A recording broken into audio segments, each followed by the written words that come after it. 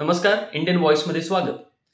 मस्त चाललंय असं म्हटलं जाणाऱ्या बँकिंग सेक्टरबद्दल 2 भागात बोललो. आजचा तिसरा व्हिडिओ.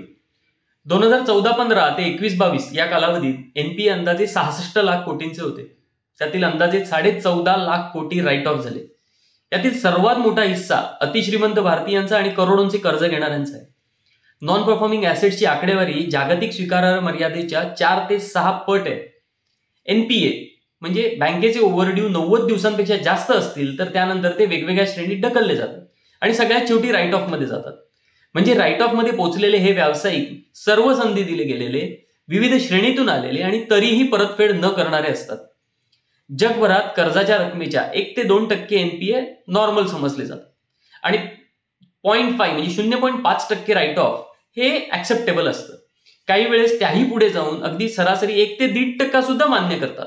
पण त्यापेक्षा जास्त असल्यास काहीतरी काळबेरं आहे असं समजलं जातं. इंटरनॅशनल मॉनिटरी फंडनुसार जगातील काही देशांमध्ये एनपीएचे आकडे बघा.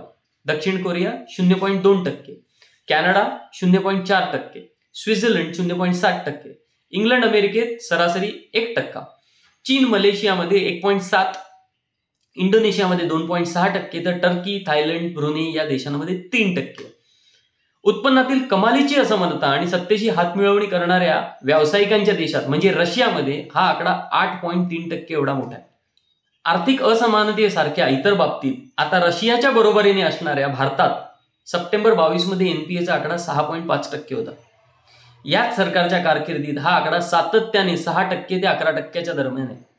जर 1 ते 1.5% हे ह्याच्यावर गेल्यावर काळबेरं समजतात तर ह्या आकड्याला काय म्हणाल? 14.5 लाख कोटींचे कर्ज राईट ऑफ केले. हा आकडा युपीए सरकारपेक्षा अंदाजे 800% जास्त आहे. टॉप 10 कर्जदारांकडे असलेले एक्सपोजर आहे 12,71,604 कोटी, म्हणजे टॉप 100 कडे अंदाजे 4-5 पट असावे. 2014 मध्ये 4% आसपास असणारा पब्लिक सेक्टर बँकचा एनपीए 2018 मध्ये 12%वर गेलेला. 2009 ते 14 मध्ये पब्लिक सेक्टर बँक दरवर्षी अंदाजे 35,000 ते 50,000 कोटी रुपयांचा नफा करत होत्या. उलट 15 ते 20 मध्ये त्यांचा एकूण तोटा 2 लाख कोटींच्या वर गेला, कारण एनपीए. अर्थमंत्र्यांनीच सांगितलं की 2014 मध्ये 2,51,000 कोटीवरून 2018 मध्ये 9,63,000 कोटी इतका एनपीए वाढला, जो 2020 मध्ये 10,16,000 कोटींवर गेला. हे सगळे पैसे गेले कुठे? तर त्याच काही निवडकांच्या खिशात. 18 ऑगस्ट 2022 मध्ये ऑल इंडिया बँकिंग एम्प्लॉईज असोसिएशनच्या अभ्यासानुसार 13 मोठ्या एनपीएसचा इन्सॉल्व्हन्सी प्रोसेसमध्ये 64% हेअरकट होता. याचा फायदा कॉर्पोरेटला झाला. हा आकडा 4,47,000 कोटींचा होता.